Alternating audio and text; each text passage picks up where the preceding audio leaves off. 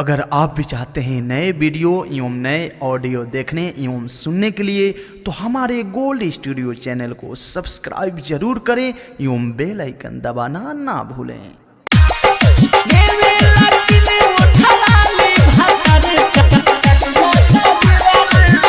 बात समझो नया बता रही रही के सतावता कभी कवनो पैया हो चोरी चोरी मुआवता बात समझो नया बता रही रही के सतावता कभी कवनो पैया हो चोरी चोरी मुआवता केतनो मनाई नहीं मानते बाटे बड़ी भइल बाबे वाला केतनो मनाई नहीं मानते बाटे बड़ी भइल बाबे वाला देवे लकिने उठलाली भातारे पूरा चट जाता देवारा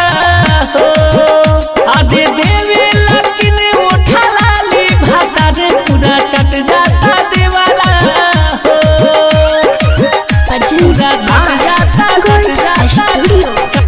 RDS रिकॉर्डिंग स्टूडियो सरिसुआ बाजार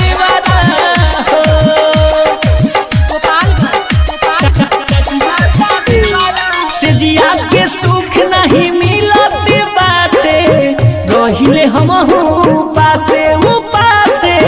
रहिले हमहू पासे नैहर के रहनी हम सती सावित्री लागे जत मोरा नासे हो नासे लागे जत मोरा नासे लागे जत मोरा नासे सेजिया के सुख नहीं मिलते बाटे रहिले हमहू पासे उपासे रहिले हमहू पासे नैहर के रहनी हम सती सावित्री लागे जत मोरा नासे हो नासे लागे जत मोरा नासे सैया के हमारा कुछो ना बुझे कहे छिला तू घेवारा सैया के हमारा कुछो ना बुझे कहे छिला तू घेवारा देवे लकिने उठलाली भातारे पूरा चट जाता देवारा आधे देवे लकिने उठलाली भातारे पूरा चट जाता देवारा चट जाता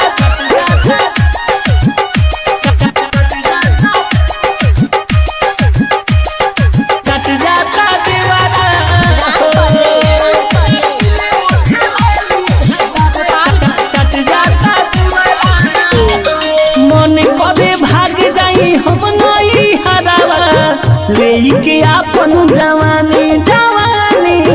लेके आपन जवानी छोड़ी सुफाऊ के हमारा कपारे पियऊ तू गइल राजधानी हाँ धानी पियऊ तू गइल राजधानी पियऊ तू गइल राजधानी मन करे भाग जाई हम नहीं हरावा लेके आपन जवानी जवानी लेके आपन जवानी छोड़ी यूसुफऊ के हमारा कपारे पियऊ तू गइल राजधानी हो धानी पियऊ तू गइल राजधानी भटजी विशाल दिल आलम न माने बने करेला केवारा भटजी विशाल दिल आलम बने करेला केवारा देवे लकिने उठलाली भातारे पूरा चट